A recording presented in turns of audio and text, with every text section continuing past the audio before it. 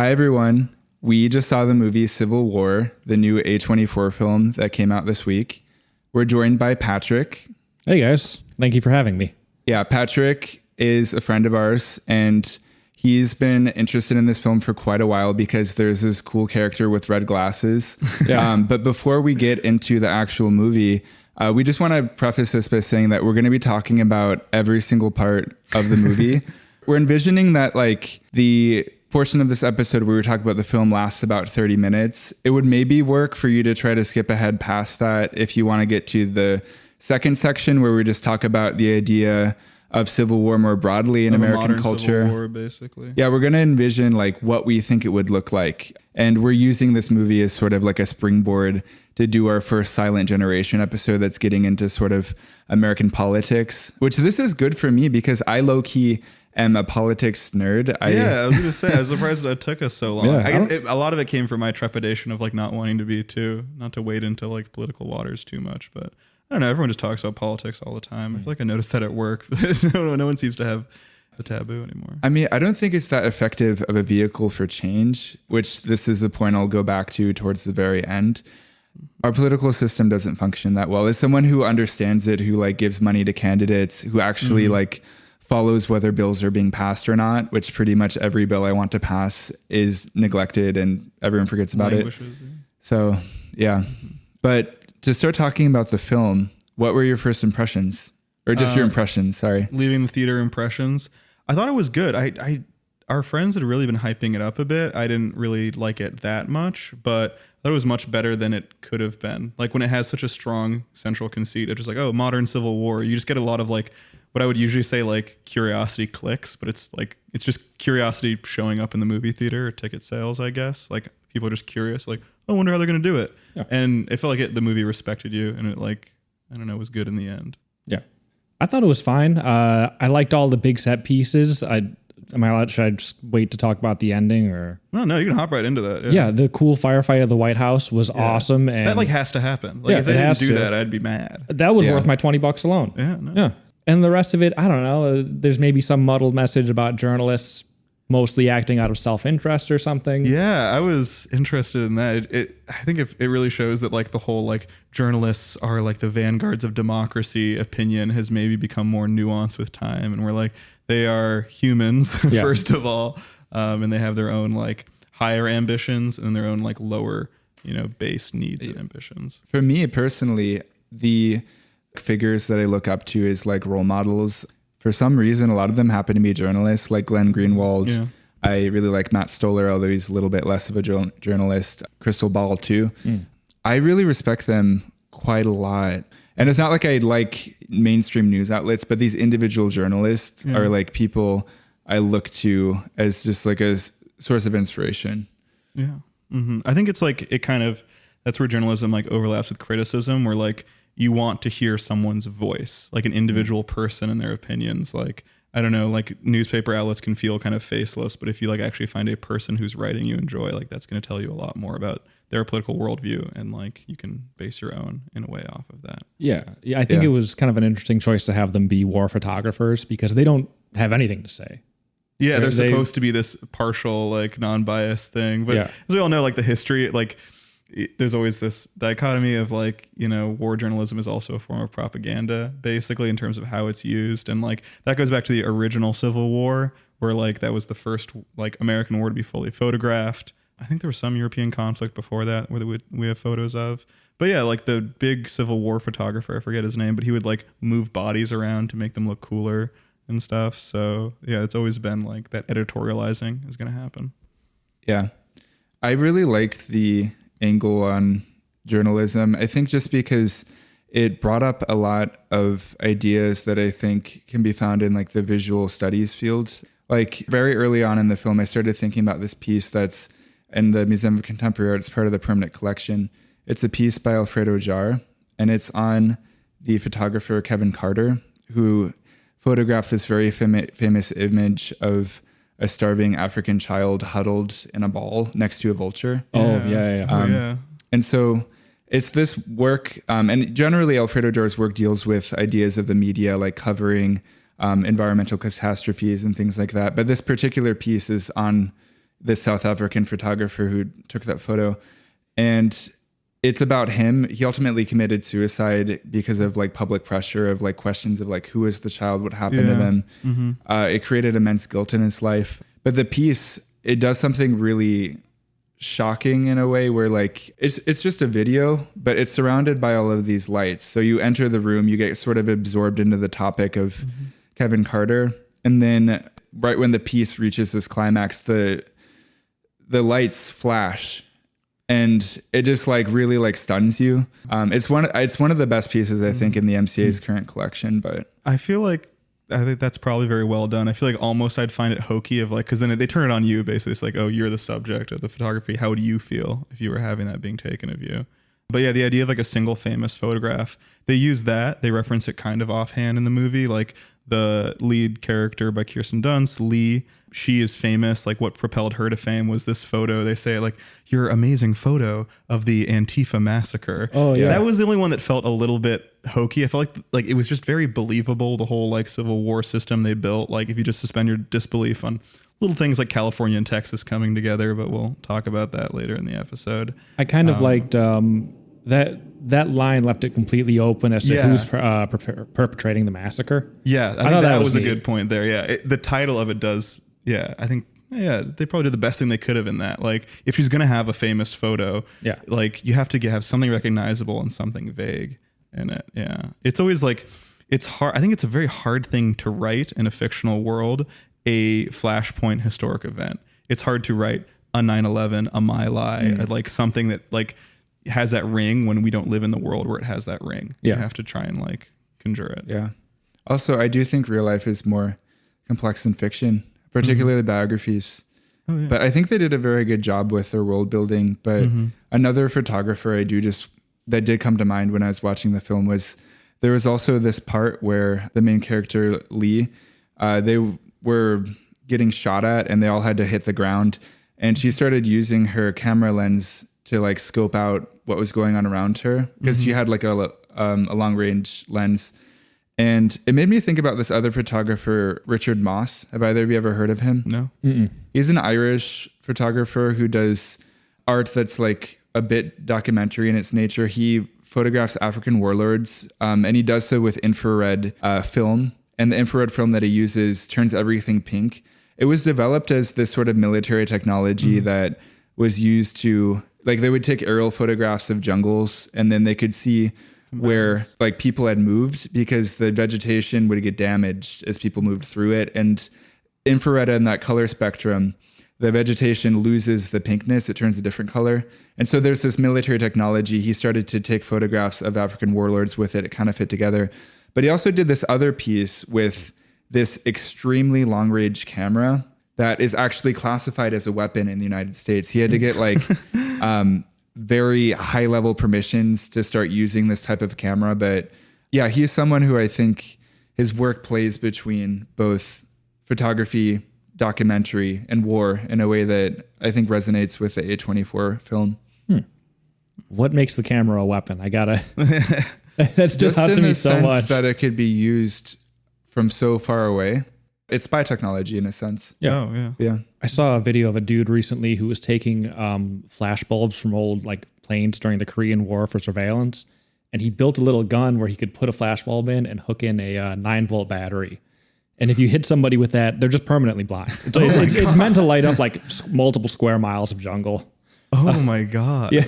Well, the bulbs for this is like a classic fun fact. I've seen this in a few places, but the bulbs needed for IMAX have to be incredibly bright, basically. And so to swap them out, you need a guy in an EOD outfit, an explosive, like basically a bomb defusal suit, and he picks it up and he screws in the light bulb. Yeah, because they can explode. Yeah, they're entirely like they're pressurized basically, and they're huge, and they're just entirely shrapnel because they're made out of glass as well. Oh man. Yeah, and it would just send that everywhere. Imagine. I mean, even if you're wearing the suit, imagine that blowing up on you. Yeah, and I don't know, like aren't EOD suits more made for concussive damage, not like piercing damage? Because that like might not. Maybe it doesn't even matter in that way. I bet it's a little bit of both. I'm sure you have to deal with like metal shrapnel. Prepared for a shrapnel thing. But only an Air Force traveler to think about this. Yeah, exactly.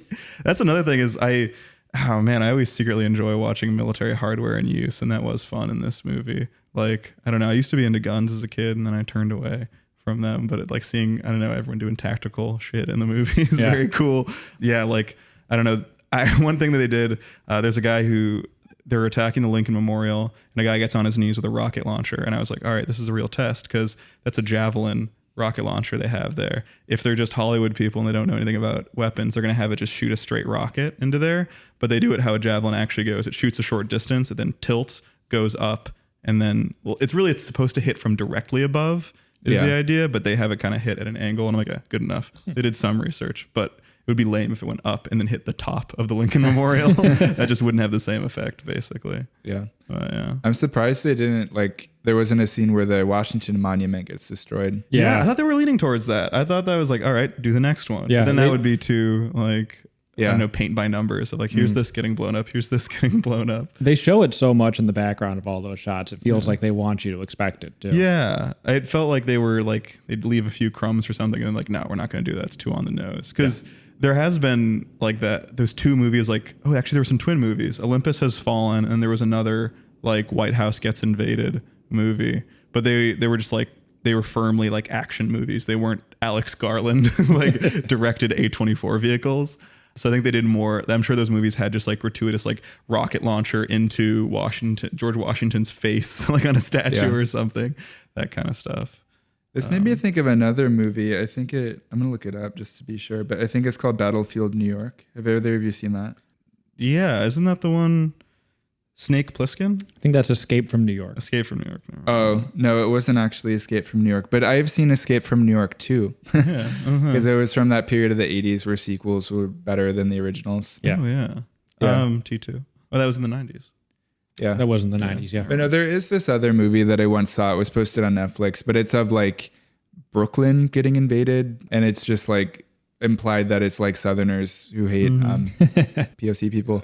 But yeah, that one was not well done. This was so much better well done. Yeah. I think I Yeah. don't know. I guess I should watch more like American invasion type movies, and because this is so much more tasteful than all those. Yeah. Is what it really felt like.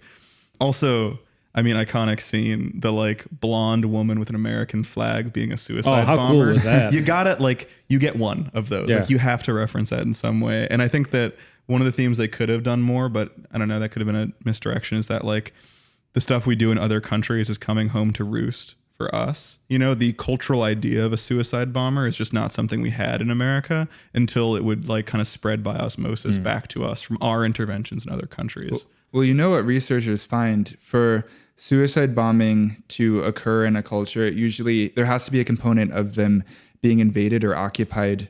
And so I don't see that ever emerging in American society unless there were people thinking like, oh, I'm being occupied by the American government when I don't want them to. It's a very like, not defense. It is a defensive act, I guess, or retaliatory. It's always retaliatory. And so I guess that is kind of a strange thing. The idea that you would use like as like a kamikaze and a like in the historical sense of how it was used in World War II is so different from a suicide bombing. You know, I mean, there's definitely like some overlap there, but one is like in the military sphere, you know, one troop on another, and there's one troop who's willing to die, and the other one is technically willing to die, but would rather not. Yeah. You know, and the guy who's willing to die will always win out over the other.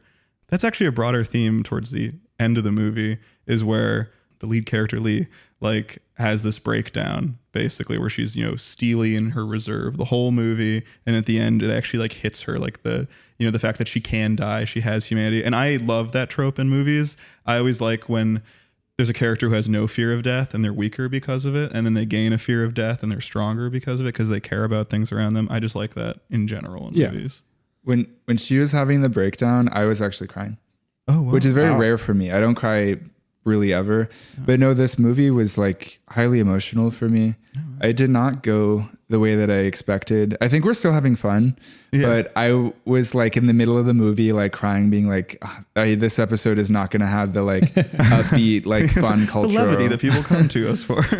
No, I think we're fine now. But I got so emotional though. I was like with her, where I was like also like, this is too much, like all of this death. Oh, wow. Because the scene before that was the scene where they almost all get killed when there are these two soldiers dumping bodies and they don't believe or care that they're journalists. And that's where the red guy, or the guy with the red glasses, Jesse pops in. Plemons' character. Oh yeah, literally me. Literally me character just dropped. Yeah. I thought he was so interesting just to show the complete breakdown. Yeah. Of, like it doesn't matter that you're a journalist. It doesn't matter that you're unarmed. You're going into the hole and reporting quick climb on you. Yeah. It's just like, do you see anyone around? Who cares? Yeah. Like, it's just that like, we don't like, you're beholden to these international laws that cannot be felt or seen. They don't apply here. Oh, sorry. It sort of shows how the journalists view themselves as completely separate from any other class in society in this movie. They travel freely. They don't really give a shit. They think their press passes can help them. Yeah. Mm-hmm. And they don't care about any of this violence until it affects one of them. Mm-hmm. Yeah. It's also a very like interesting choice of scene to have them all like drinking at the hotel bar. Yeah. You know, like right after this like appalling scene of like human death and destruction. It's like, the city plunges into a blackout in New York City, but they have a generator. They don't give a shit. Yeah, I know. Exactly. Yeah. But yeah, I think that character with the red glasses, he was coded as conservative because he asks each of the characters like where they're from, and then kills one after finding out that he wasn't born in the United States. Yeah. But something I was thinking in the beginning, or I started to piece together throughout the film, was I thought that the film, you know, they use these alternative aesthetics like most A24 films where there's like pops of color where you don't expect them. It's alternative. Yeah. But I thought that they were doing that because it was a way for the militias or the separatists to identify themselves. Like there was this scene where two groups were fighting each other. One seemed to be the U.S. government. The other was one of the separatist groups, but they were wearing Hawaiian shirts. Yeah. Oh yeah, the Boogaloo Boys. Yeah. Yeah. I thought that like, definitely felt like a reference to the fact that like, you know, right-wing guys would wear those like Hawaiian shirts. And so that was like one of the more overt, like direct references to political stuff. They were like viewed almost as like a legitimate revolutionary movement for just a little bit. Yeah. Uh-huh. They had a teeny tiny, and then everybody saw them at riots, just kind of standing around looking scared. It's always lame once you get off the screen and you go into the real world. Yeah. Also there's the great, I really liked the sniper duel scene. I'm a sucker for those in any movie. I don't know. What was the other great sniper duel movie?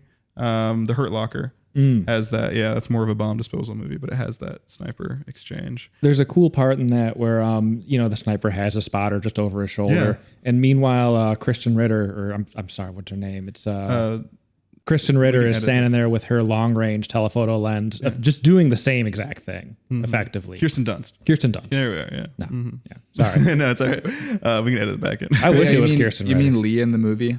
Lee in the movie. Yeah. I'm sorry. I'm terrible with movie character names. It's all right. No, I only am making an effort to say them because we're talking about it. But usually it goes one in one ear out the other. Yeah. Oh, but in that sniper scene, like he has like a rainbow dyed buzz cut. He's got painted nails too. Oh, the sniper does. Oh, wow. I didn't notice that. Yeah. And that is like something we had talked about in, I forget what episode, but like when your ability to express yourself is limited in one area, it'll leak out of another. Basically, if your uniform is mandated, then your hair will express your personality. Yeah. Or it's more often in contemporary society tattoos. Soldiers get tattoos all the time. Like 97% of Marines do. But yeah, the way I had interpreted like these alternative aesthetics was like that was the way that they could identify themselves in contrast to the U.S. soldiers. But then by the second half of the film, when there's the Western forces and they're at that camp with all of the helicopters and jet planes above, you don't see that anymore. And so by the time they're invading Washington, D.C., they all look normal. And I didn't really know what to think of that. Yeah, that was like, a rebel force has to, at some point they have to govern. They have to like become what they were uprooting in the first place. And they have to have like rigid aesthetics and all that. I noticed that like the military hardware they had was like painted Western forces on it. So that would be stuff that's captured basically from the U.S. military. Yeah. Well, I assume the Western forces is the U.S. military in the Western states, partially, and that's why they, have like air superiority. Oh yeah. Because so that's where all the Air Force. It was bases like are. The split in America also happened in the military, where the military was cleaved. Yeah, apart exactly. Like that. Yeah. That because it's like if you're from Nevada, you join the Air Force, you're stationed in Nevada. Yeah. You're rolling with Nevada because your family still lives there, and they will get fucking beheaded. That's something I didn't even think about at all. I'd always like. Yeah, I guess if we're ready to bridge into broader, like how a civil war would happen kind of conversations. A little more on the movie. We should stick to the movie for a little more to go on the movie. Did you guys notice during that the gay sniper scene, they drop a hard R slur in there? Oh. Yeah. for the mentally handicapped. They throw one in there. Another sign of the cultural shift. No laughs in the theater. Oh, nothing. Nothing. It's because we weren't at the Music Box Theater. That's where everyone inappropriately laughs. There were hardly laughs at any scene, I think. Because for me, I was like Dune. Come to think of it, I thought it was a laugh a minute. And more laughs. Yeah. No, I was just shocked and crying. I have an aversion to violence. I have an anti-war streak in my political orientation, and yeah, I was glad I saw it though. It did make me reorient myself in how I perceive the idea of a second civil war. Mm-hmm. That was bloody. Yeah. It almost feels like a public service announcement for people, because everyone loves to talk about civil war, but we're very visual people. We need to see what that would look like. And this feels when you show people you will live in a tent, that kind of stuff. I think that you're going to get suicide bombed in a water line. No, your life can be gone like that. People need to be kind of shown that stuff. Yeah. It's not all fun and games. You just get to play dress up and get your political way. I think that's kind of why it was so apolitical, was that it arguably could be shown to anybody. A Trump guy could watch that movie and be like, maybe the racial holy war isn't exactly what I want. Yeah. Yeah. I originally thought that maybe the aim of this movie being less left-right secession and being a civil war too, literally just a power struggle kind of thing, more of a naked we want power, you have power, we're gonna take it from you kind of thing, as opposed to these high-minded things. And that's always maybe the most debated thing in any war thing is it about people? Is it about ideology, or is it just about we want this power and this resources? What is the influence of ideology over things? Yeah. And I feel they start off this is an ideology thing. Look, there's zealots. There are suicide bombers. And then as they go more into it, they're no, this is a series of individual people making decisions for themselves. It did seem there was a lot of criticism of the president in the beginning of the film. They mentioned that he had 3 terms in office, so he was breaking constitutional norms. Mm-hmm. And then it seemed he was willing to try to stay alive till the very end. He must have had some sort of narcissistic drive. Yeah. He probably could have negotiated his way out of this. The ultimate war that kept going on was individually on his shoulders. That was what was implied. Mm-hmm. Yeah. I guess that's probably the best way to do that. I guess the other, it would have been more, I think, structurally complicated to have if there was not just an individual doing it, but a cabal or a party in power, or a group or a movement or something that he was the figurehead of. It's a simpler story when it's just a wayward president basically who seized power.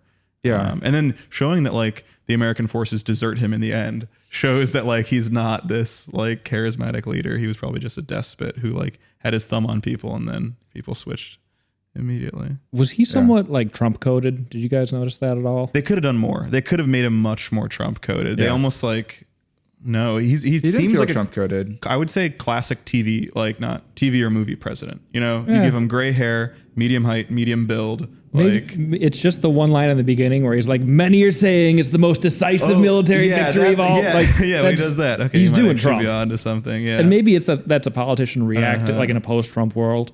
Yeah, that everyone is things have to be the most thing. Yeah. We all have to be Trump. Whenever Trump is I am the least racist person in the world, I'm dude, you can just say you're not racist. No one is holding you to these racism Olympics you've made in your head. And if there was I'm the least racist Olympics, people who are sued for racial discrimination are not. They're not in the Olympic level of this, basically. Yeah. No, he always uses hyperboles though. Mm-hmm. It's always the best or the worst. Mm-hmm. And yeah. Oh, that's very BPD behavior. That's called splitting, where when you meet someone, you're just they are evil. They're either evil or they're my best friend forever. Yeah. Infatuation or defatuation. Yeah. Mm-hmm. Yeah. But yeah, any other takes on the movie? The characters themselves, I guess I was pretty drawn. You probably cared about them the most. I found myself drifting a little bit, from them. I guess just the kind of, I know where the arc was going with the young character Jessie. I was oh, I wonder if she's going to become a hardened war reporter by the end of this and lose her innocence. Yes. But I was kind of surprised that those cracks did form in Lee, and then she does hold strong in the end. In the end, she takes a bullet for Jessie and doesn't just cower in the corner for the rest of the movie. That would have been weird if that did happen, if her breakdown just lasted all the way throughout. You know what, that scene though, at the end where it's the Jesse's on the floor and taking pictures of Leah. She takes a bullet and falls down. That reminds me of this Black Mirror episode where there's a werewolf. Have either of you seen that one? No, I have not.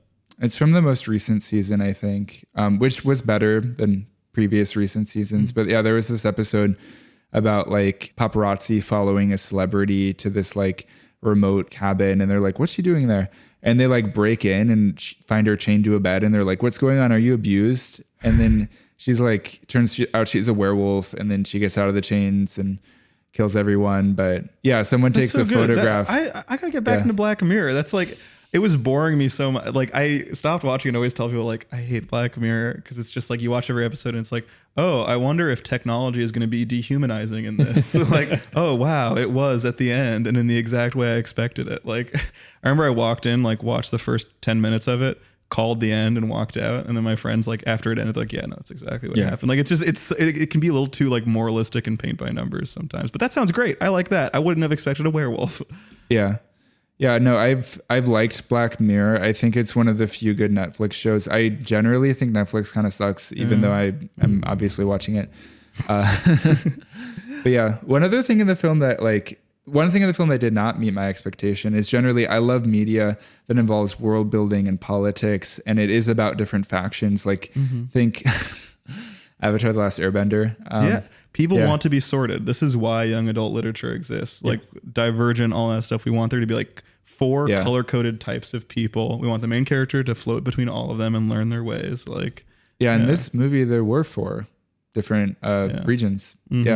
But yeah, Loyalist, and then there was Western Forces, and then Florida Alliance. But yeah, they get into like a little bit of context in the beginning, but I feel like the preview trailers were like more into that. Like 90% of the context I felt. Yeah. But yeah, it was Loyalist States, Western Forces, Florida Alliance, and New People's Army. New People's Army was like, Northwest, Oregon, Idaho, Wyoming, places like that. But yeah, they didn't show the map that they released as part of promotional material at all in the film, which I would have loved to see. Oh, really? I think that's like, I love what's maps. Nice about the internet. Like if you were releasing this movie back in the 70s, you would have had to show that. But now you can just kind of be like, hey, go Google it. Go figure it out. It's barely relevant to the movie. It only takes place over like, 120 miles? Whatever, Charlottesville to northeastern territory. 500? Yeah. Damn, the Northeast is big, dude. I assumed everything was talk about so miles. close together. I talk about train stops. I don't know what a mile means to you, but yeah.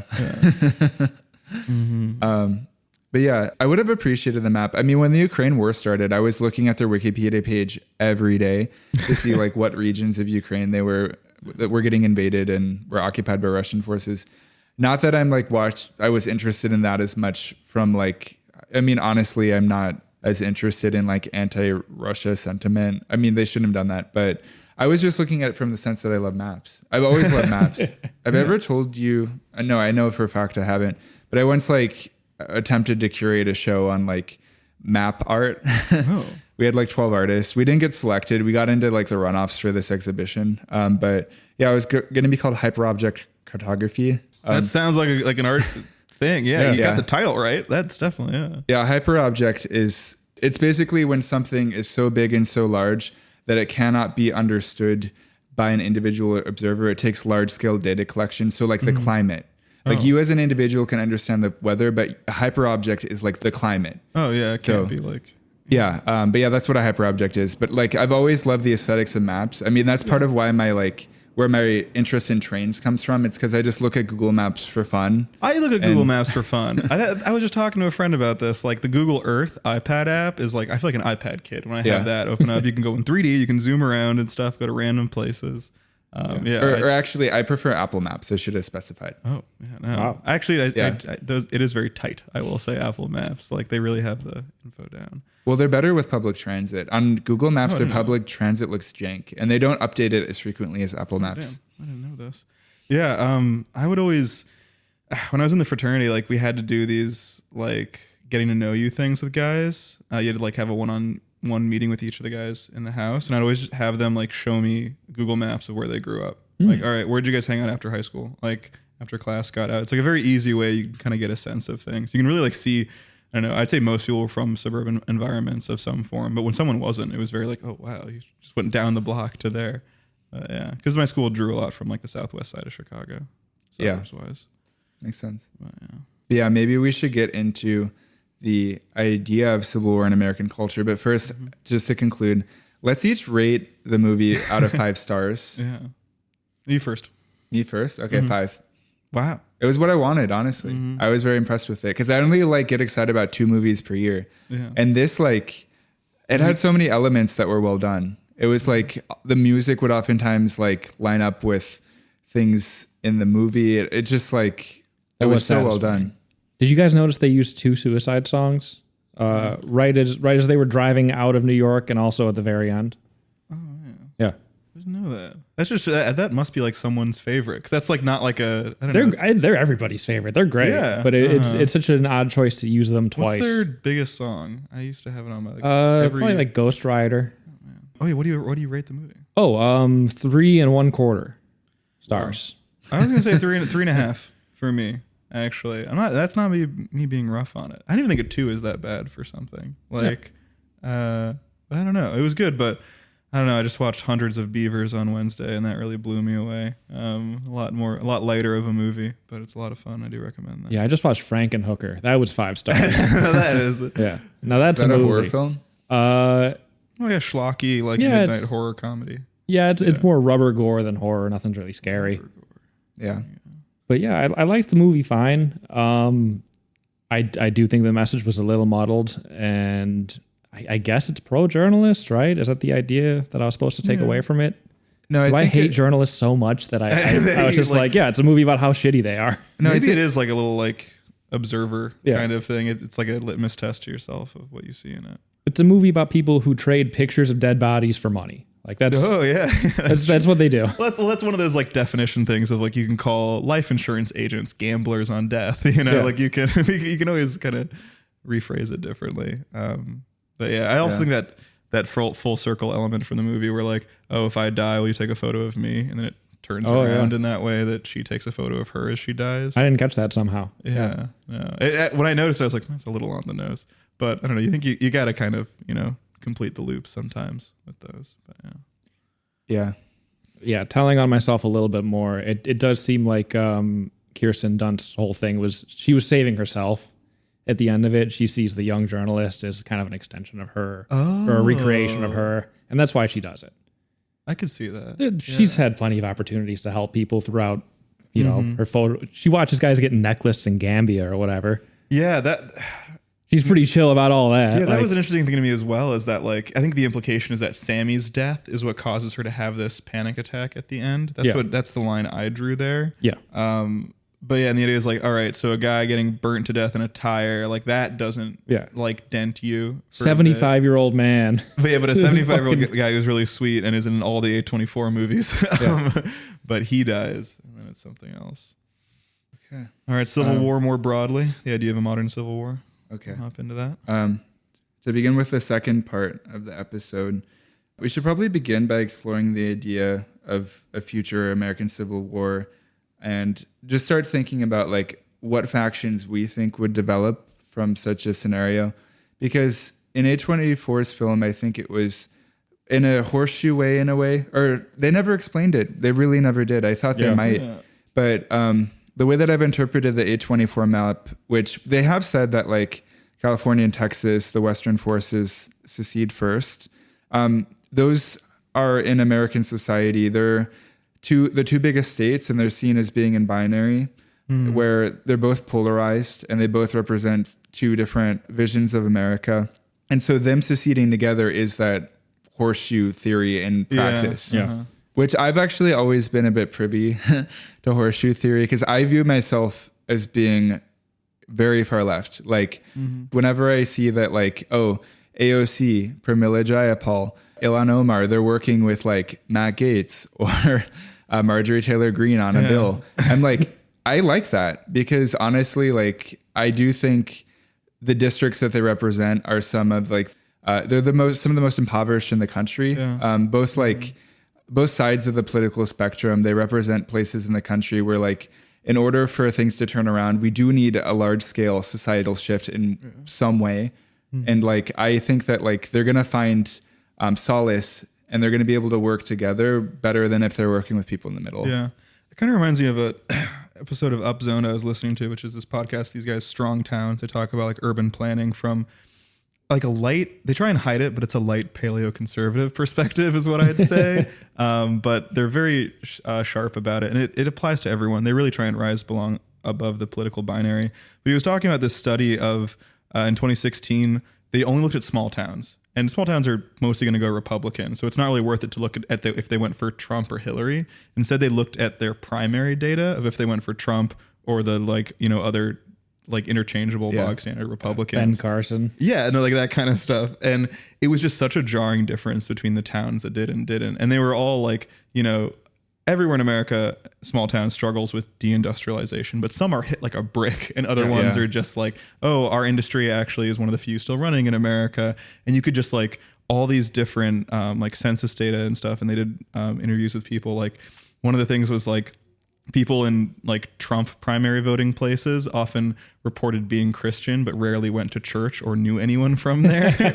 Was one thing. And then places that didn't had like much tighter social bonds and like still had an active VFW hall and all those like bowling alone third spaces, yada, yada, that people talk about. But the conservative coded versions of those, instead of a coffee shop, they have a bowling alley they all go to or something. Yeah. Yeah, Trump did that so well, just kind of playing to like the weird atomized corners of America where it's, my son is dead from meth. I'm never going to get a fucking job again, even though I'm 45. Like, like the people he spoke to. And it was like, I don't know, just hearing about that study that you could kind of sort like all the small towns in America on this spectrum of how forgotten they are. Yeah. Or some are like, oh, we're only a little bit forgotten. Other ones are like, oh, we feel so forgotten for that. And this is, I'm not trying to be hyperbolist here, but I've always been fascinated by like the role of Poland in World War II. I also just saw Zone of Interest yesterday, but the Polish government is on this whole like propaganda campaign to like minimize Polish collaborationist history, basically just painting it as like we were positive, like only good to the Jews during World War II, to the point it worked so well, this campaign, that like this pretty young Polish plumber on a job site once, he like immigrated pretty recently from Poland, and I said I was Jewish. He's like, Jews, we helped you guys out in World War II. He said that. I was like, that's a lot more complicated than you think it is. And the answer to that is they've done this similar study of like, all right, what towns gave up their Jews and what didn't? And it was like, are Jews in a visible position of power? And then they were taken out, basically. Like, and so that is one of those things where it's like, ideology versus just politics. Like, maybe some people ideologically really hated the Jews, but also like, hey, I want their position of power and all that. Like, I can knock them out during this shift in power. Yeah. Another thing that I once read was that when January 6th happened and afterwards, they started to look into the personal lives of the people who had invaded the Capitol, and they found that pretty much like 90% had like pretty extreme issues with debt or like financial problems or health problems. But just the sort of like American decay that you see, in general in society, they'd faced like the brunt of it in a lot of instances. Yeah, no. You always think of like a kind of a pyramid thing where at the base of the pyramid you have like Trump's base, literally like just the average person who's like, yeah, I hate Hillary or something like that. Or like, oh, I hate how they talk on New York Times and stuff like that. And then as you go up, you get like the fewer, like the crazier and the crazier. And then January 6th was really like, that was D1. That was Division 1. Like that was only the best. No, what am I saying? That's the NBA. That's the NBA. And whoever gets arrested, that's the Michael Jordan of being that lady Trump who got shot in the head. She's the Jordan of loving Donald Trump. Yeah. No, her story is of course like super sad as well. Like she was just like alienated from her family, just like researching QAnon all day and stuff like that. Yeah, we're just like someone who was supposed to be a mild-mannered, if a little bit mean soccer mom is now scaling a wall and getting shot. Like this shows that our guardrails in society are not strong enough. These people are like, it's like bumpers and bowling. Like these people are always going to be kind of a little bit astray, but like we need to like the Overton window. This is such a mixed metaphor. The Overton window forms the bumpers in the bowling alley of America. Let me tell you, got to keep people on the inside. Yeah. So did both of you think that like if there was a second civil war, the factions, would it be left right? And do you think like right would be more likely to like secede first, or? It would be left right, which is also urban rural, but I don't know how it would work with states. I really don't like. would it be like these strings of cities that protect their corridors that connect them? But that's kind of what against raiders, basically. That's sort of what it would break down to: is cities protecting, their borders, as well as like highways and railways is the big that Portland, Oregon is fine. They don't have enough food for more than a week in there. Yeah. So if you blow up 3 highways and a fucking train, that's it. It's over. Yeah.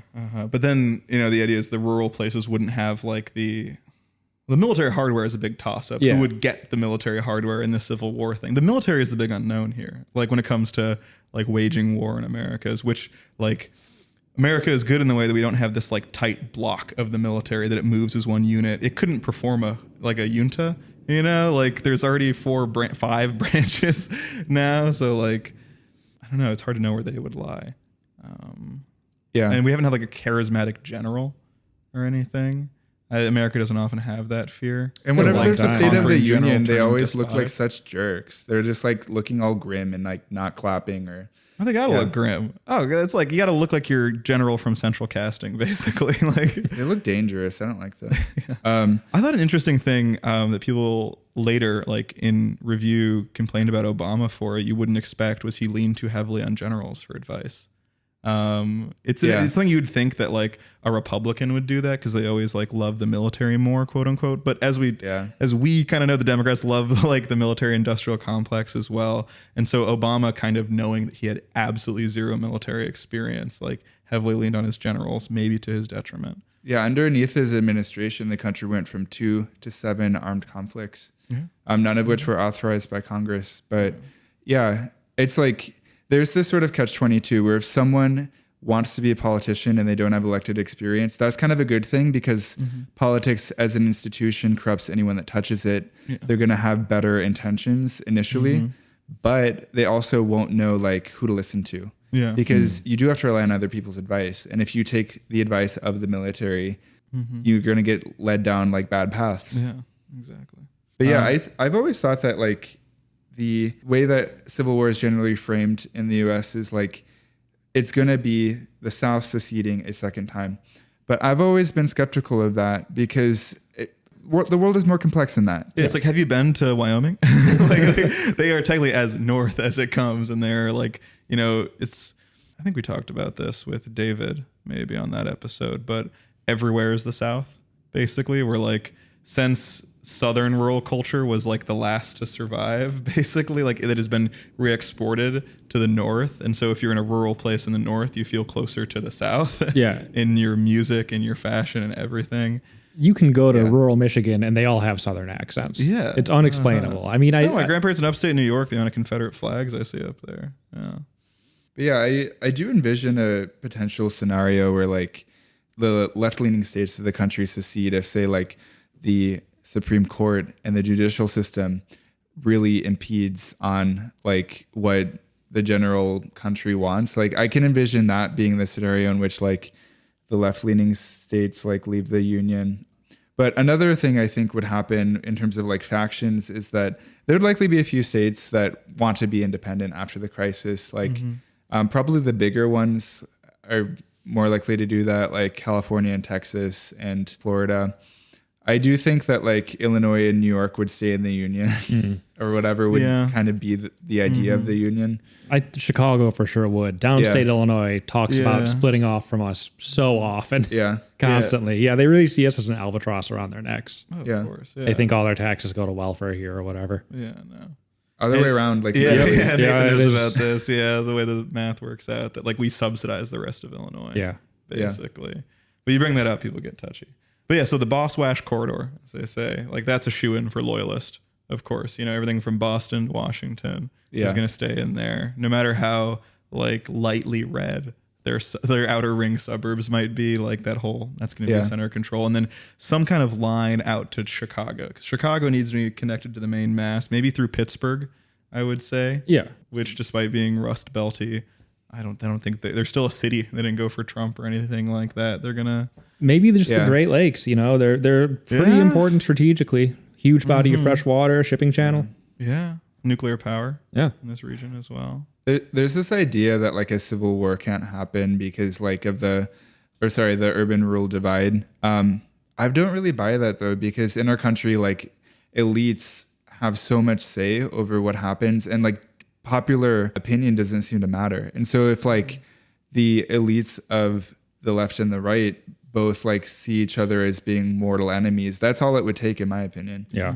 And so, I don't know, I've been watching these like modern conflicts videos on this Nebula streaming service that I for some reason pay for, which is like YouTube but lightly more higher minded. I don't know, I should probably unsubscribe. But I was watching like videos on like the conflict in Mali, which is just, this sounds dismissive, it's a pretty standard like Islamic militants like raiding cities, and then the government like not taking them seriously until they start raiding major cities and imposing that. And that's what it would like. And then they call in, like basically Mali calls in France, their former imperial like subjugator, in to use the military hardware and clear out these Islamic militants.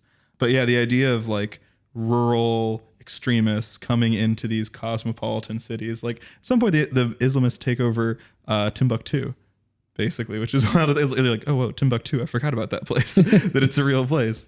But yeah, so like, of course, thinking about Chicago, like, would it be like tanks rolling in, you know, on the highway or something and taking over City Hall? Like, what would this physically look like in terms of war in Chicago? I really think it would be so much based on supply lines. You know, I mean, Chicago is kind of unique in that it does have the Great Lakes. Yeah. So you're connected to the entire eastern seaboard through that. Mm-hmm. Yeah, and that's the infrastructure that can't be destroyed. Yeah. Waterways. The canals would be a lot more important. You know, oh yeah. Man, there'd be naval warfare in the Great Lakes. Actually, that would be cool. There'd be like state piracy and stuff. Trying to reverse the canal or the river. Oh, the flow of the river. Yeah. Yeah. To skip ahead to one of the other sections. So on the idea of like, what would it look like in Chicago? Would it be violent? I appreciated the A24 film's depiction of what a violent civil war would look like, but I don't think that's actually how it would play out. There's this video that I really like from Kim Iverson. Kim Iverson is this like former dating radio host personality who became a commentator on politics. Hell of a pivot, respect. She's a little bit crazy. I kind of like her though, but she has this video that she released when she was a host on Rising Through the Hill. It was called "Is Civil War Looming?" And she brings up a couple of different points, but one of which I really subscribe to is that she thinks that a civil war in the U.S. would look more like what we've done to Venezuela or Iran with sanctions, and it would be very slow, and it wouldn't really involve like physical violence. Mm-hmm. It'd be just like tariffs and counter tariffs, and like not listening to each other's laws, like no free movement between places. Like I've heard it also compared to the possibility of an American civil war would be kind of Brexity, where it's just like confusing red tape regarding things and separation. It'd be a slow like process. You wouldn't know. It's kind of like in COVID when you were like traveling outside the city and you're like, what's this town's kind of take on this? Like, I'm outside of Chicago. Like, what's the masking going to be like? What's the mandates and all that? But yeah, so it'd be weird interstitial zones.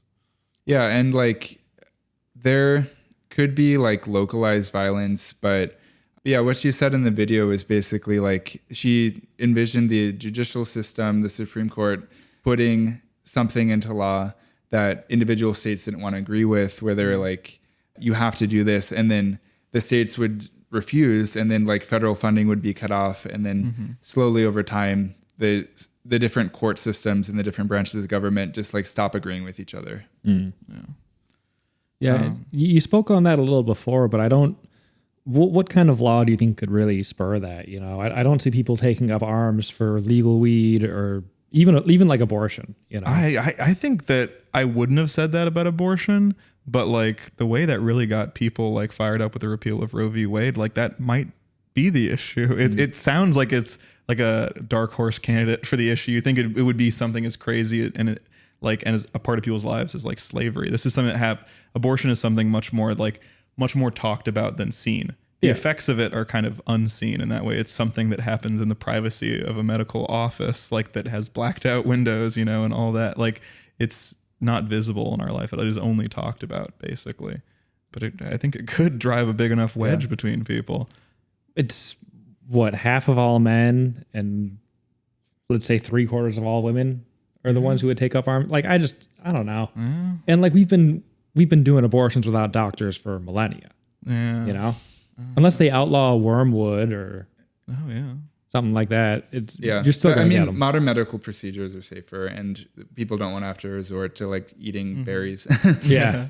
But yeah, no, like the crackdown of abortion things, I think is really like, it is one of the endings of like the kind of tacit agreement between liberal cities and their like conservative countrysides. It's just that like, you know, cities are going to have tighter gun laws as allowed by the state courts. You know, like they kind of push it too far sometimes. The state courts push them back. They're going to have stuff like soda taxes and bag laws, but all in all, like they're still subject to those state laws. And so people like, I know, knowing a lot of like liberal artsy people, they'll move to these like liberal capitals in like the South and stuff. Like, I mean, my family's in Austin.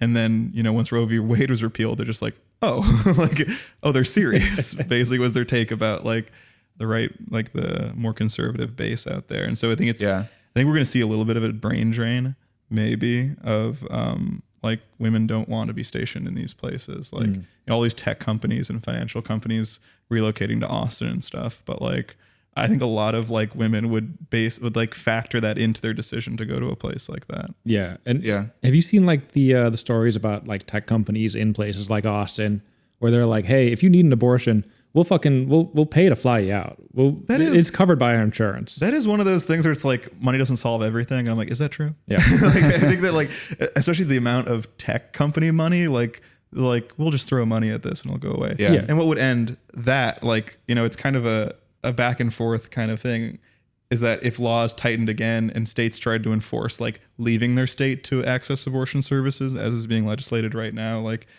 what would tech companies do then? Say like, oh no, we'll break that law too. Like, don't worry, we'll throw even more money at it. Yeah, I mean, you should be a little bit suspicious about why they're doing that though, because it might be well-intentioned. It's giving them the ability to choose whether or not to have a child or not. But also from the employer's perspective, them not having a child will save them so much money. Like they will not have to pay as much in insurance costs. So, they're saving money by like even if they fly you on private jets like out there to get it. But other wedge issues would be like border security.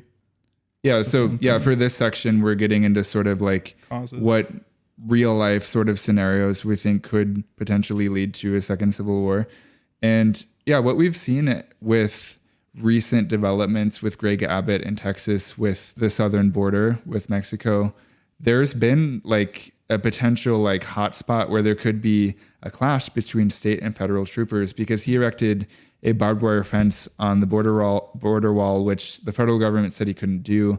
And then federal agents went down to remove it. And there was talk of like, they're kind of infringing on each other's space. Like there are armed troops from both sides in this one spot, which actually doesn't seem to happen that much. No, it's amazing. Like when you try and think of another example of this and it's like not really in living American history. I don't know. It is so strange because like Border Patrol is, you know, like a federal government and then ICE is federal government and then Texas is Texas. And like, it's hard to say.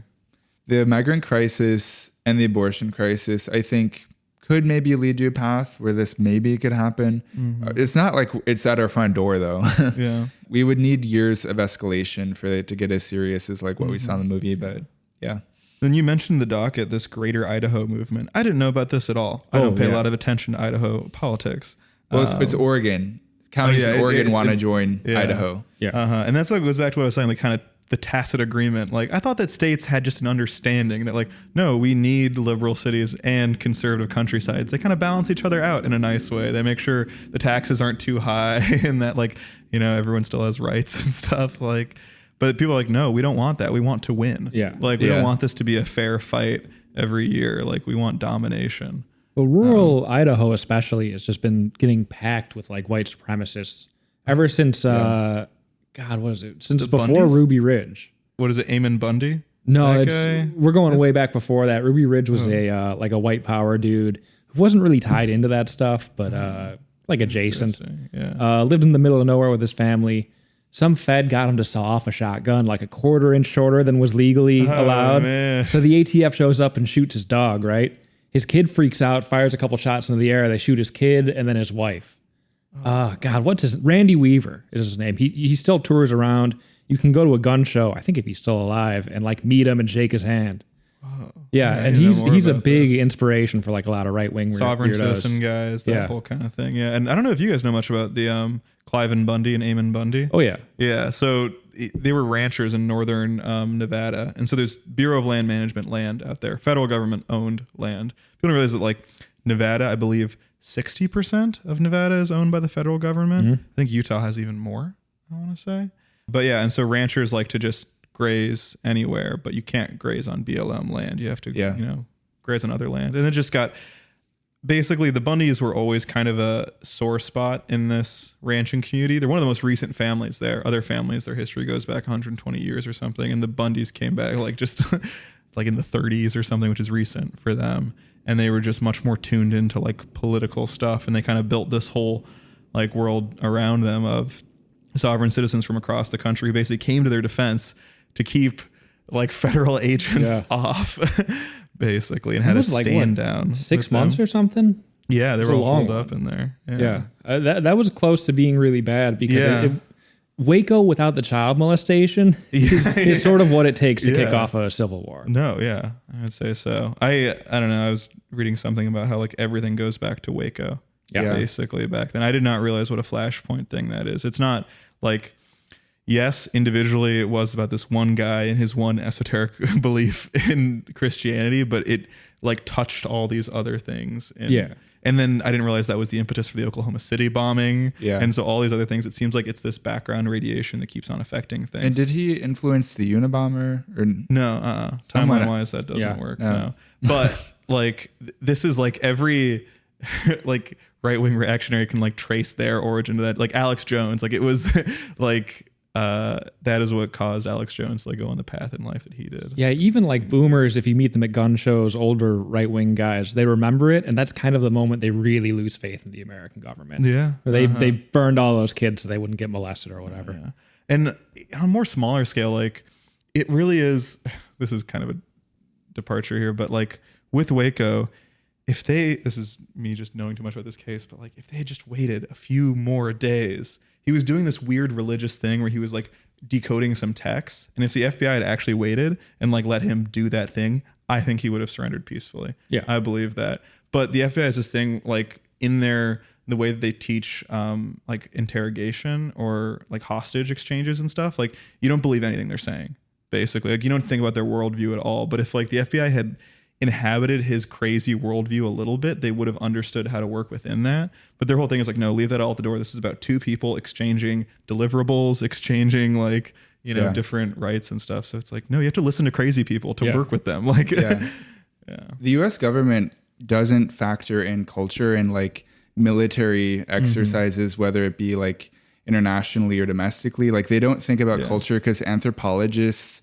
collectively, they do not work with militaries, even though like when there's like, say, suicide bombing in the Middle East and there's an ideological element, that would be the way to actually understand how to solve this like crazy thing that's happening. But anthropologists won't work with them. There's this really good article actually that I'll probably link in the show notes that was written by an anthropologist who works for like a military college or academy. And it's like this really fascinating history of like why anthropologists stopped working with the government and like, but she does use these like crazy examples of like why she thinks anthropologists should work with the military. Like she uses this example where like there were like soldiers stationed, I think somewhere in Asia, and like the local folk belief was like that there were vampires in the forest.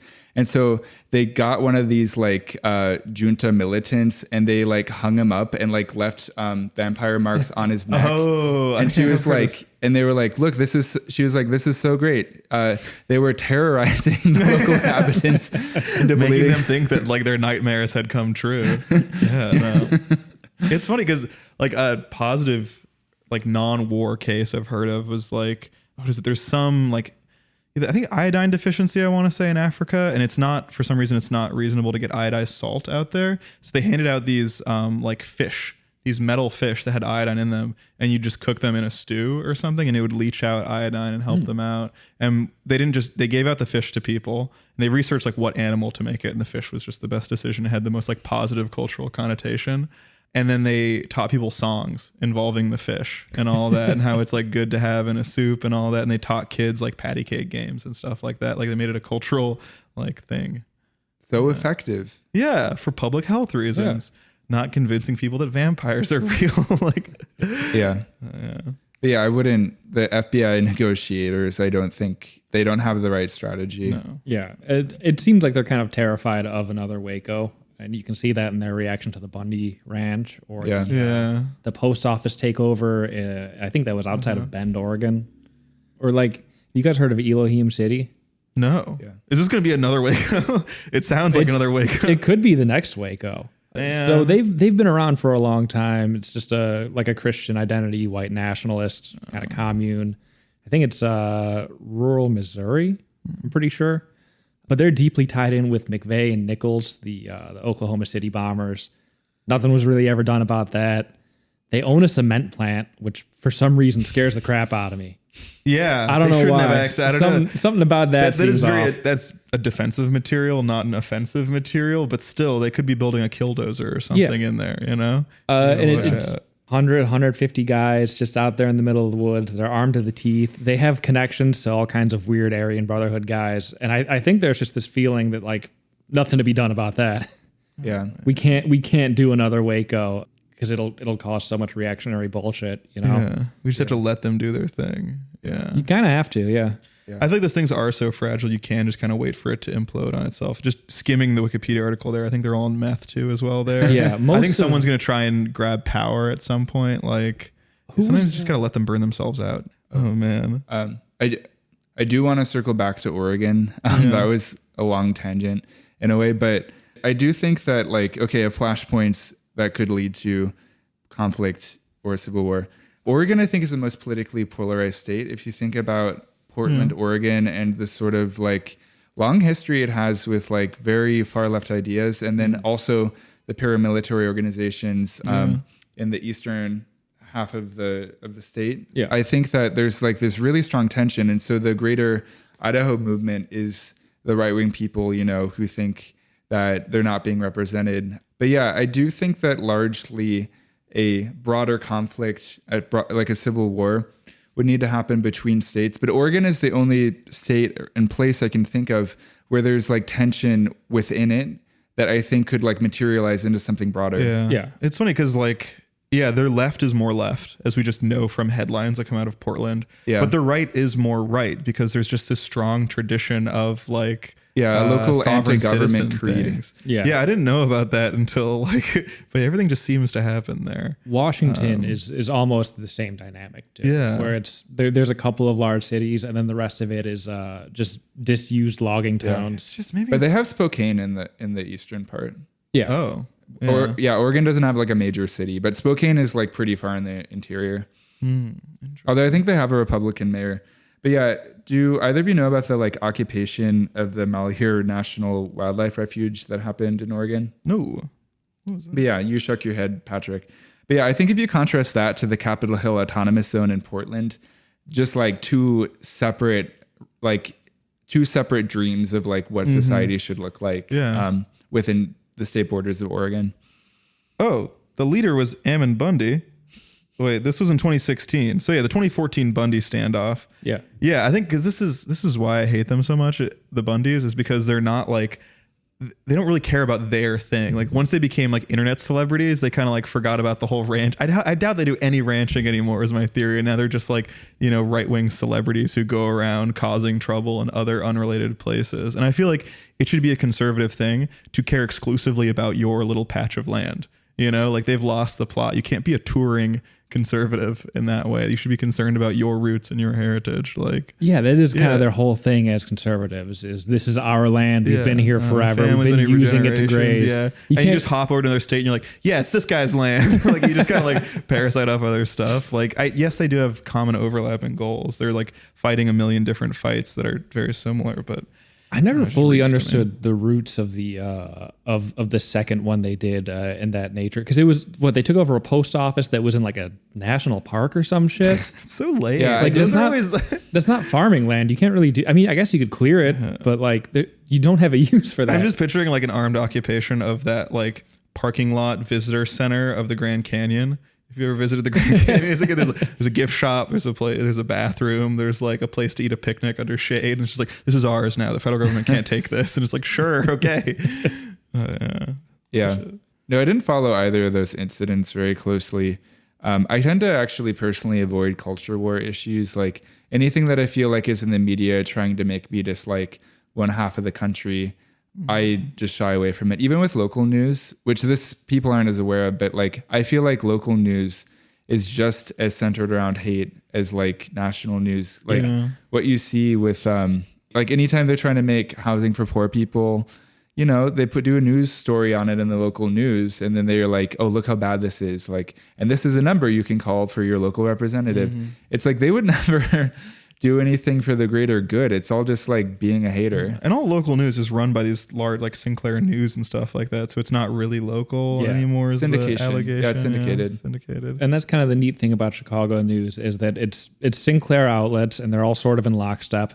And then the other side of it is a dude on Twitter whose name is like Spot Murder News, and he just tweets pictures of like dead 15-year-olds. CWB and those kind of like crazy guys. Yeah. Oh man. I mean, we do have local papers, you know, DNA Info, or now it's Block Club Chicago. Yeah. Block Club's pretty good. Yeah. They're usually first on the beat, it seems.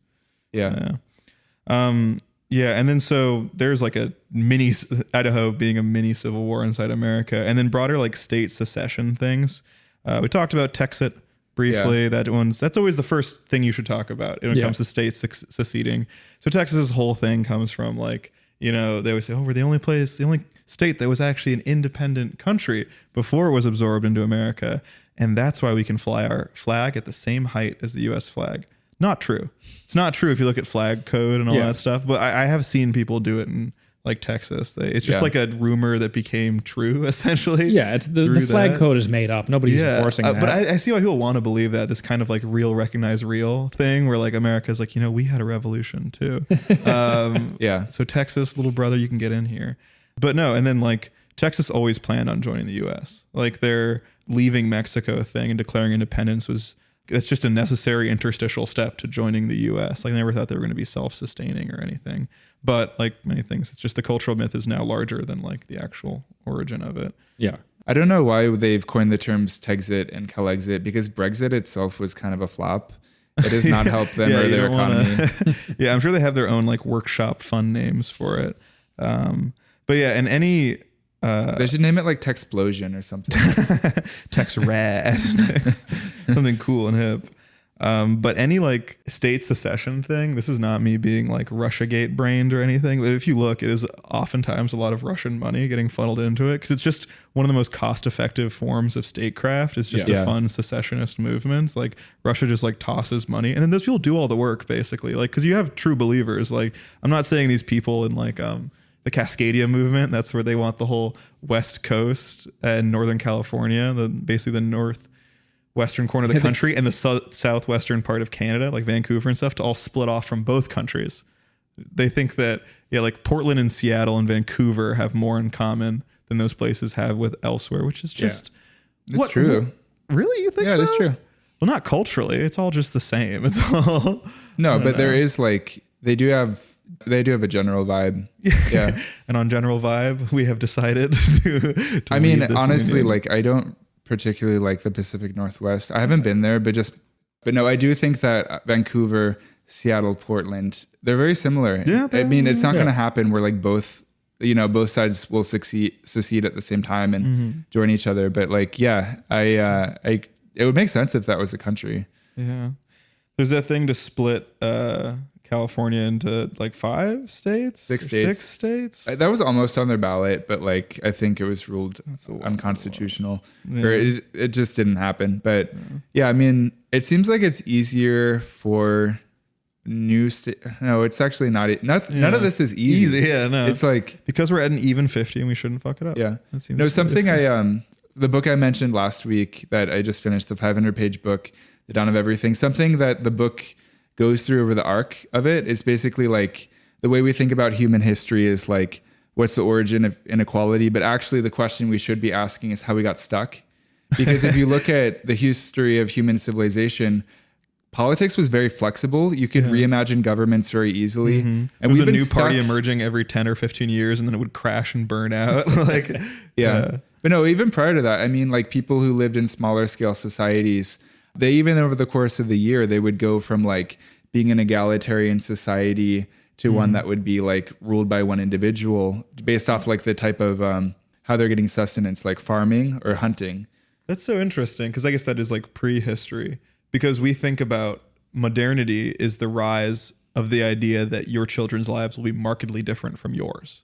You know, like there wasn't science fiction before the Industrial Revolution because there was no reason to think that 50 years from now should be any different than now, you know. But I guess maybe that is a very medieval into like, that's an agrarian to medieval kind of thing, the stability. Yeah. That's just technological stability like that. But I guess in prehistory, things were much more in flux. That people would... Yeah, civilization is not a straight line.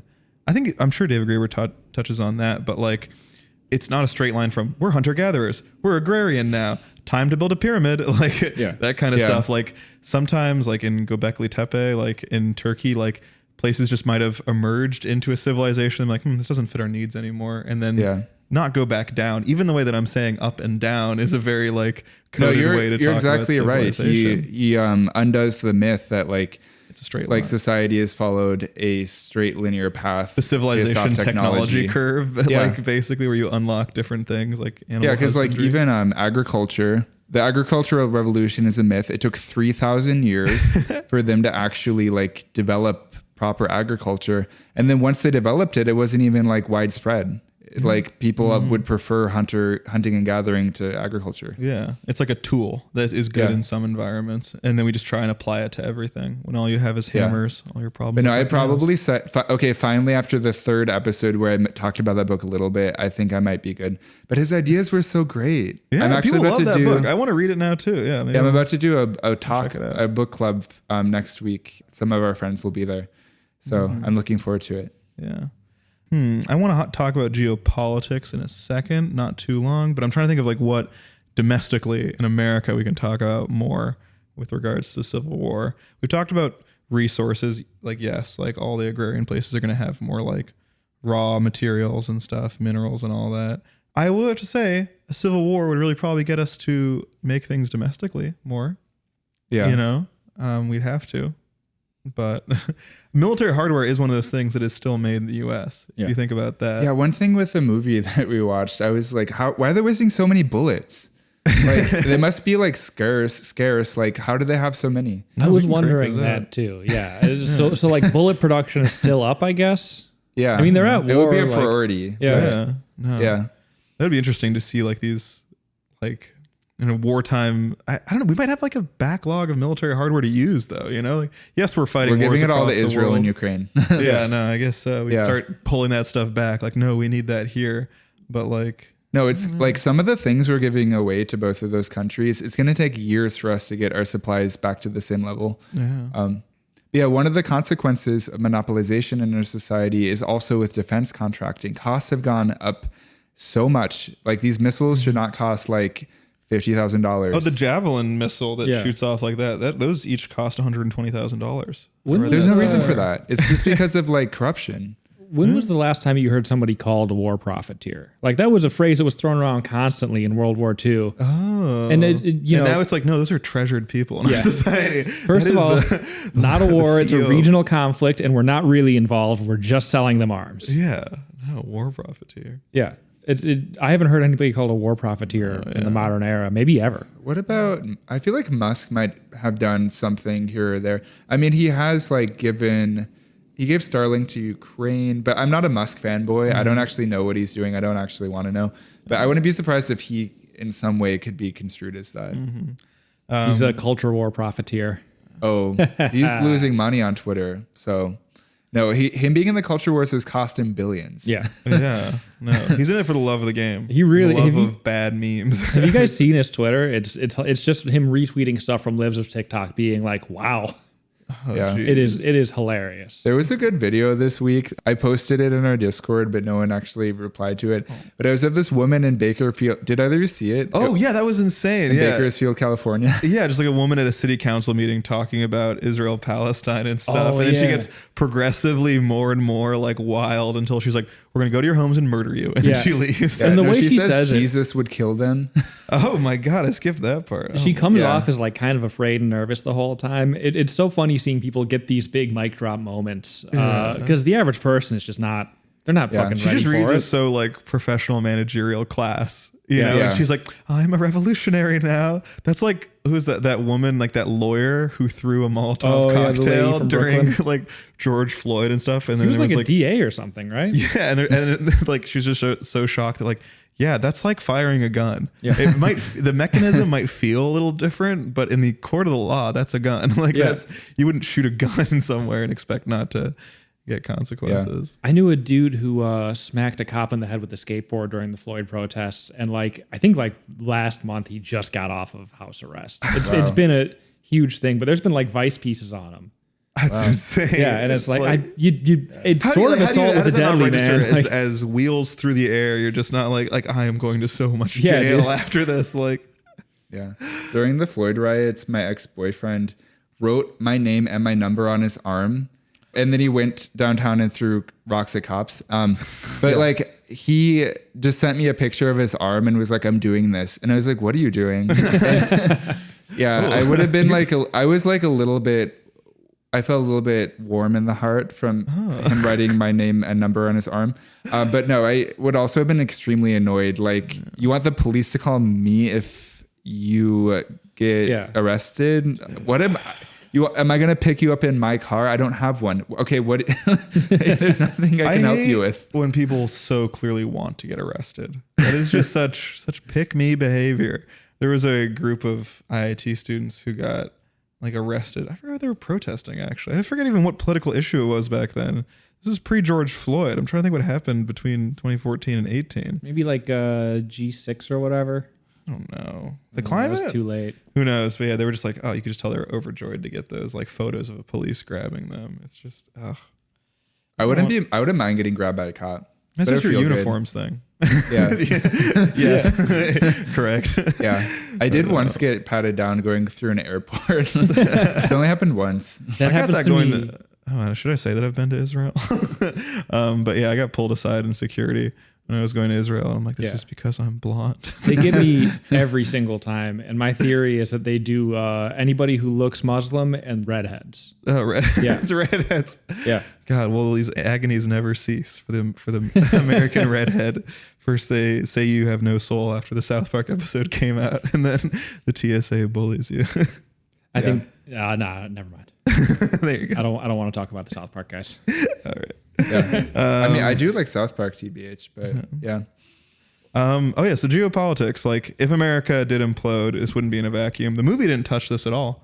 Actually, that's just like a whole can of worms. Like it's hard enough to decide which states go where, and then thinking of all the countries in the world, who allies with who.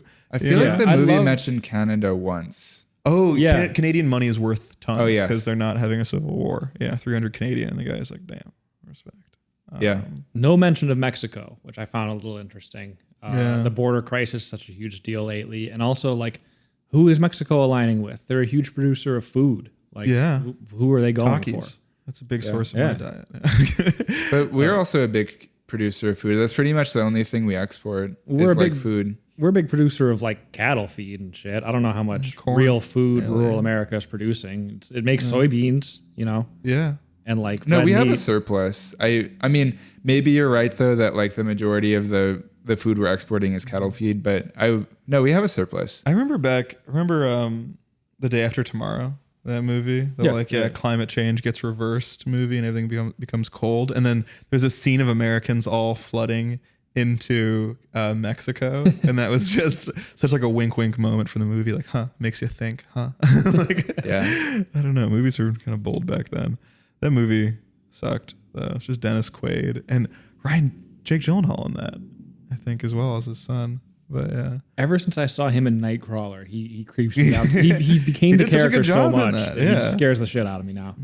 So I think that like of other countries, I think the EU would definitely like side with whatever like unionist thing there, because the EU has become a like economically based kind of union. This morning I was listening to an In Our Time episode, which is this like BBC history podcast, and he was interviewing Gore Vidal, who's my favorite guy. I love Gore Vidal, the political thinker.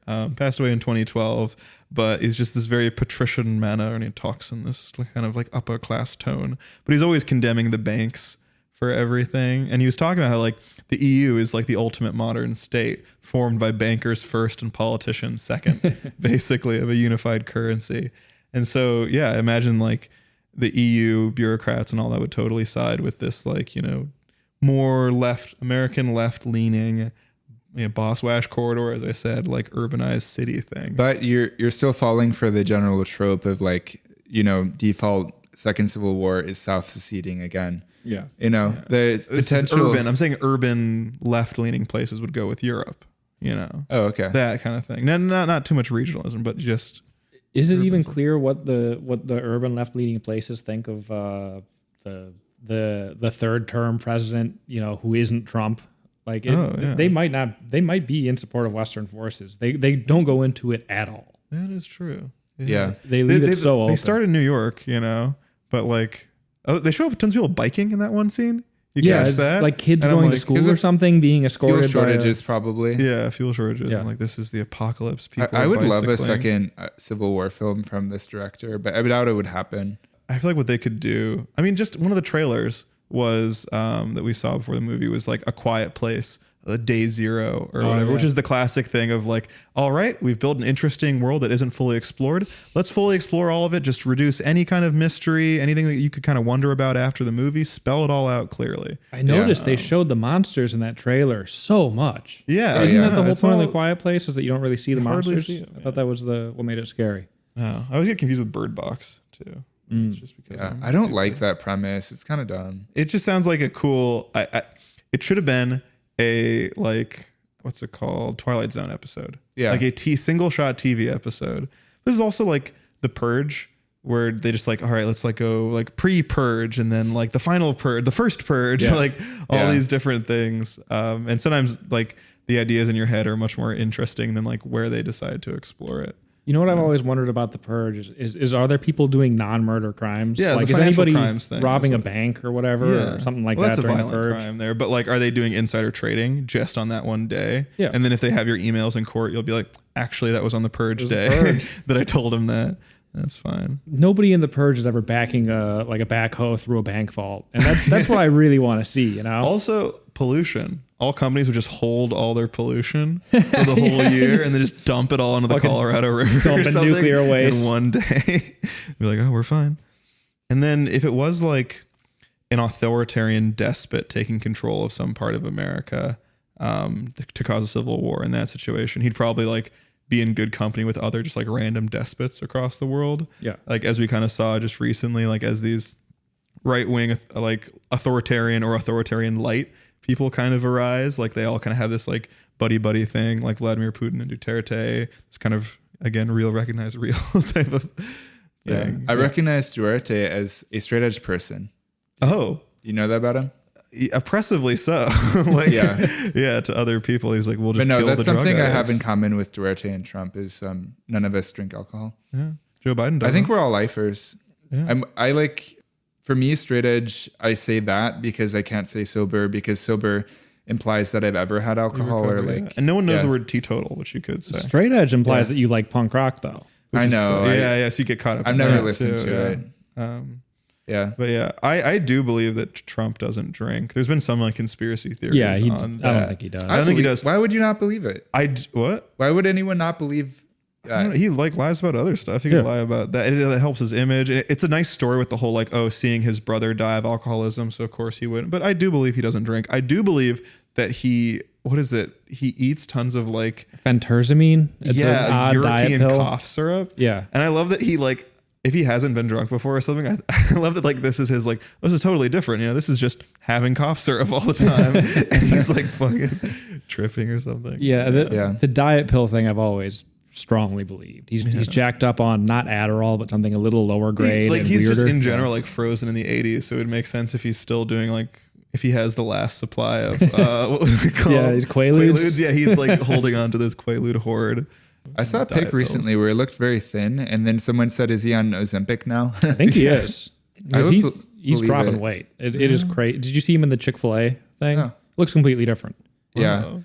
I mean, honestly, he looks better, a little bit well-rounded, a little bit round. Yeah. That's often a thing with old people. It's like, no, you should have a little bit of weight on you. If he gets fully to a healthy weight, he's going to look fucked up. But he's still overweight. So it needs to be like that leaning forward thing he does too. Yeah. It's a whole composite look. If he loses one thing, it's like when you see the seam in his tan, like you can't. Well, I think the lean, and I want to say really quick, I love President Trump, but I think the lean is from wearing lifts.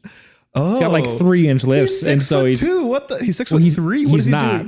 He's an inch shorter than Obama probably. Wow. And he needs to be taller. Wait, Obama's 6 foot even. Yeah, I want to say he's probably Trump being 5'11". 5'11". Yeah, that's great. I don't know. I actually Melania's like 5'10", and then Barron is famously 6'8". Yeah. I think Trump is above 6 foot because yes, that 5'10" woman genes do like a lot of heavy lifting, but I think you got to add I don't know, unless this kid is just truly. That's crazy though. If like the media and the general public was lambasting Ron DeSantis for his like weird high heel shoes, weird, but the whole time latex. I didn't even hear the rumor that Trump has them too. Like wow, the things he gets away with. I'm an Arnold Schwarzenegger height truther. That's one thing. That guy's how been tall lying is about Schwarzenegger? He's definitely like 5'9". He's been lying, which is fine, but like in bodybuilding you lie a lot. But yeah, and with bodybuilders, right, it's so much easier to pack on mass if you're a little bit shorter. Yeah, is the thing. Yeah. But yeah, it's hard for us tall guys. I think we're all like 6'1" and above, right? Yeah, I'd say so. And we all love President Trump. I know. And you're not going to catch me on Put that on the record. I can see you easing me into there. I can't wait to vote for him. Oh my God. I don't vote. I don't do things out of like, I don't do too much for shits and giggles or to spite people. Like, I don't really like do too many of those things. I'm not even too sincere for that. Yeah. But, yeah. You're good natured. I'd like to think so. Yeah. I don't even like pranking people. I've realized that. I don't like when you do like a little, like when you trick someone, do like an April Fool's thing, I like immediately tell them like, oh, it's just a joke. Don't fall for that. Yeah. The ties I gave you, arsenic. Arsenic lace ties, classic prank. But like April Fools. When I had that black eye for 2 weeks, like I didn't even want to do any like, oh yeah, I got mugged or something. I didn't want to like do anything to make people get Did people ask you about that? Because I fucked up my nose recently and it looked like I got hit in the face and nobody said a thing to me about it. So I found it was very class dependent, basically. Like nice, like well manicured office workers in the high rise buildings I work in wouldn't say a thing. They'd just stare at it, of course. But then like front desk staff and maintenance guys and stuff would just instantly make a joke of like, you got to be nicer to your wife. Yeah. Like that is just always the thing of like, oh, you get into a street fight, like bar fight and all that kind of stuff. And I'm like, oh, that's so much more refreshing. Yes. Reference it. I look messed up. That's Chuck Palahniuk before he wrote Fight Club, I guess, got in a fight on a vacation and nobody at his job mentioned his black eye. Yeah. And it's like, white collar job. Everyone's just like, no, we don't care about you or any of this. Like, that's what inspired it. One other question to pose is just that, like, okay, so usually polls find that like a good chunk of Americans do support the idea of like the US dissolving, not more than 50%, regardless like of if you look at like political party generally. So it's always below 50%, but you'll get like polls where it's like 30% of a particular demographic. How does that make you feel? I'm actually kind of a sucker for like conventional American iconography and ideas like the union is important, we're better together. Like I mean, I know Washington and Lincoln like fall more and more out of favor. Washington for being a slave owner, Lincoln for being like a convenient abolitionist, basically a unionist before he's an abolitionist. But I still love those guys. That's actually one thing I do differ from Gore Vidal on, because he is very anti Abraham Lincoln for like hardening the federal government after the Civil War. Like, yes, we like ever since the Federalist Papers and we dissolved the Confederacy of states, in the 1780s or whatever. And we went with the Constitution. We are now a union, not a confederacy. We have a strong federal government. It wasn't actually that strong until after the Civil War. Yeah. And then Gore Vidal thinks that is what causes all this disunity, is this like overly strong federal government. I once went on a date with this libertarian, which was the worst date of my life. But I actually went on 3, which that's on me. Yeah, that's on you. Yeah, that's on me. But the very first date, I started talking to this guy who I didn't really know. And I learned that he collected and sold rare books. And he told me he was reading a book about how Abraham Lincoln was bad. And I was like, oh, why? And then there was apparently some book written after the Civil War that was just like from the perspective of like states' rights. And it was just lambasting him. But that guy actually later told me on our 3rd date at a beach that he is diagnosed as a sociopath. Oh yeah, I'm sure there's a lot of. And then he told me this weird story about the last time he ever felt empathy, which was when he accidentally spilled coffee on a baby. Yeah. Well, whatever gets you there, whatever gets the empathy there, maybe that'll turn into something, that germ of empathy. But But the 3rd one with him, that was on me. I was like, I really sometimes you're just like, oh, well, if it isn't the consequences of my own actions. I should have cut the cord before that. Was it iced coffee at least, or no? Oh, Jesus, baby, wow. Jesus. It's fun. That reminds me of that tweet that's like, I met a libertarian person who said they stopped being a libertarian once they took acid and realized that other people have feelings.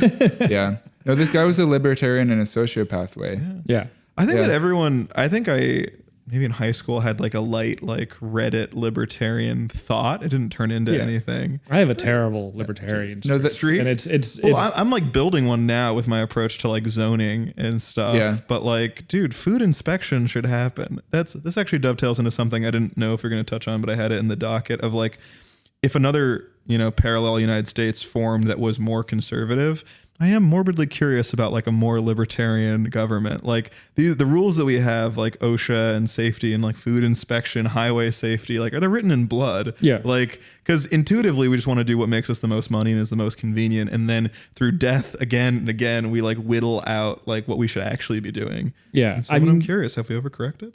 Stuff goes okay in China and India, and look at their workplace safety. I don't think so, man. Have you seen those escalator videos where someone just...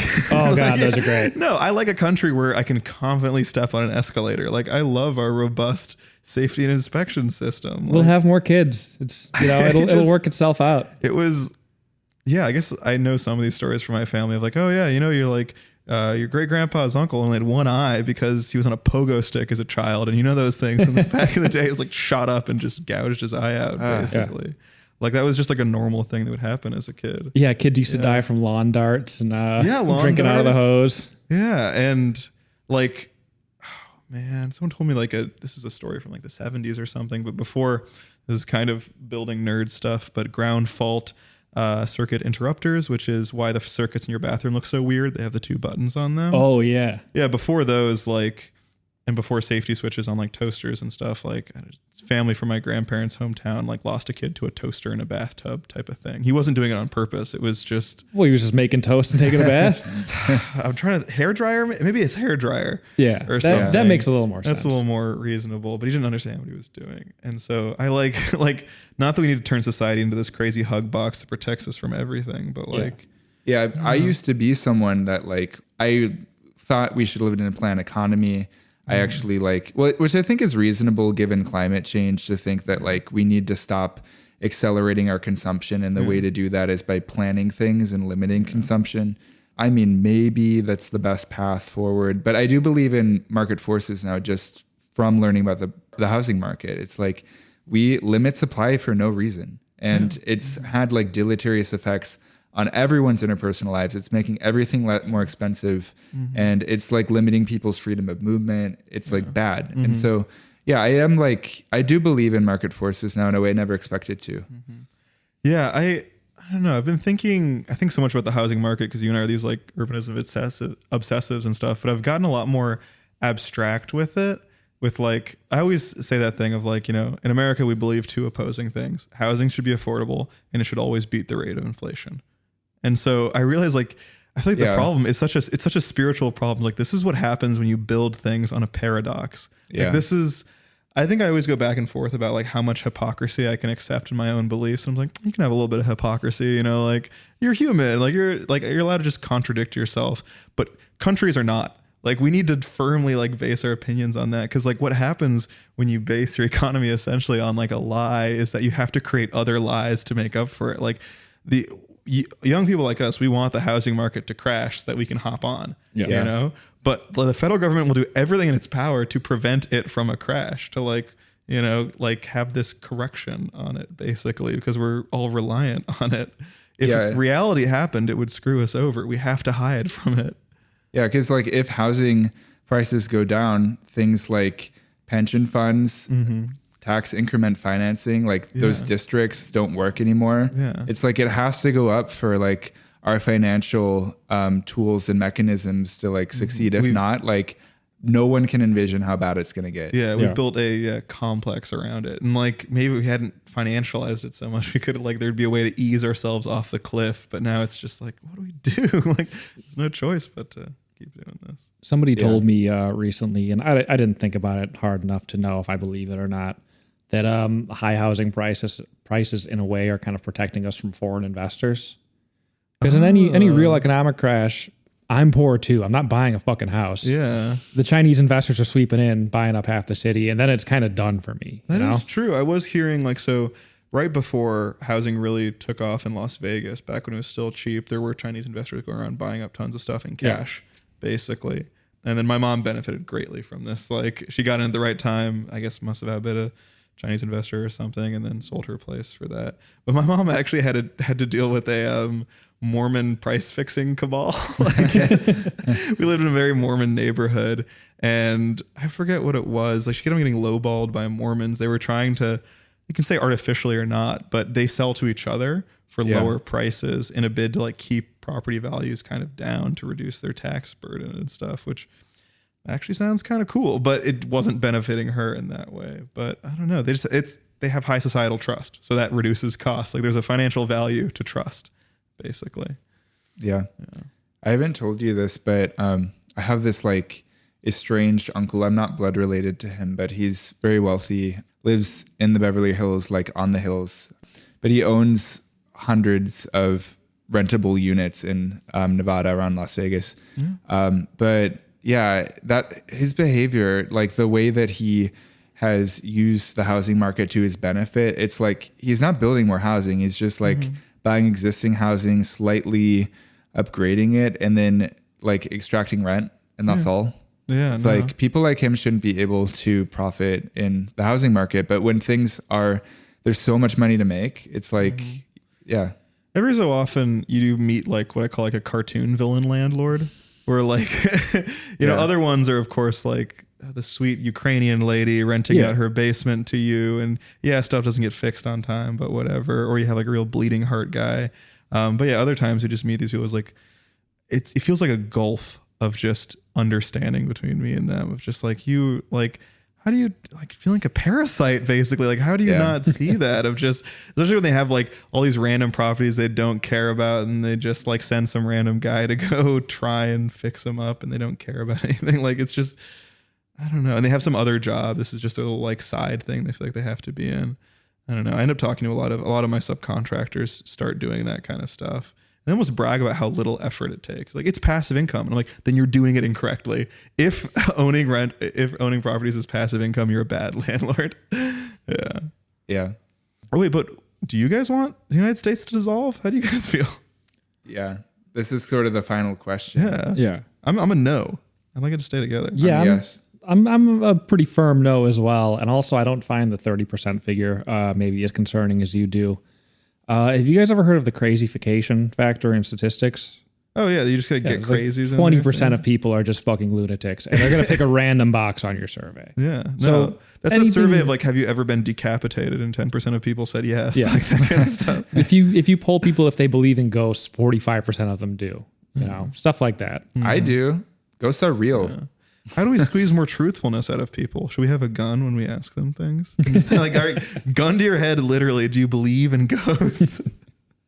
I guess maybe the Billy on the Street videos are right. If you just go up and you yell the question to someone, they will tell you the truest answer in their heart of hearts. 25% of people can't name a woman. Okay, no one can name a woman. Yeah. Yeah. Eleanor Roosevelt, first one I think of. That is the like platonic ideal of a woman in my mind, Eleanor Roosevelt. Have you seen the TikTok thing that's going around where you ask men to name a woman and like half the time they go Hillary Clinton? And the rest of the time they go like Amelia Earhart, Eleanor Roosevelt. Yeah. They try and go the Helen Keller. yeah. Oh, so Nathan, you are pro dissolution of. Yeah. So as someone who follows politics pretty closely and gets most of my news from Breaking Points, which is a very good podcast. They put out 2-hour episodes almost every day of the week. And I follow like politics very closely, and I vote, and I also give money to candidates. And I am not convinced that like our current government will solve any problems in my lifetime, because Congress can't pass a law to stop and block robocalls. They cannot pass a law to get rid of daylight savings time. Even something as politically neutral as the Railroad Safety Act has not passed. I am not confident that our system of government works. And the thing is, we really, really do need to update our laws with technology that doesn't apply to all of the laws that were written in the 70s and before that, like, we haven't been able to update or replace. Like, I want to believe in politics that it's something that can change my reality and my world, but like, there's too many checks and balances. We need to rewrite the Constitution. And like, I'm willing to accept a civil war if it meant that like these things get resolved, because the path we're on is bleak. I do not believe in it. And like, okay, I don't actually want violence as intense as what I saw on screen, but I also personally not as intense as that, but you want a little bit of violence. Yeah. No, not at all ideally, but I would be willing to accept like a small amount. And instead it'd be like what Kim Iverson described, where it's like there's this slow moving sort of series of sanctions, and then eventually the ideal would be like what happened in the USSR, where like the system stops working to a degree that the head of state and the leaders just agree it didn't work. We have to like just give up on it now. Yeah. Oh, interesting. Yeah. What if you were drafted?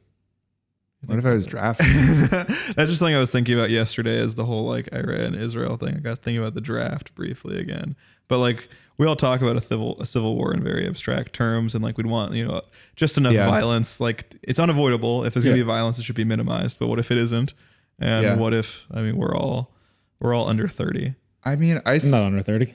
Oh, never mind. Yeah, you're so youthful. Honestly, before the Israel-Palestine conflict that has been going on, modern warfare to me didn't seem as like brutal, like across the field. Like it's slow. Also, our government sucks at war. It's like we've technically won some of the wars we've been in recently, but like our goals are not met.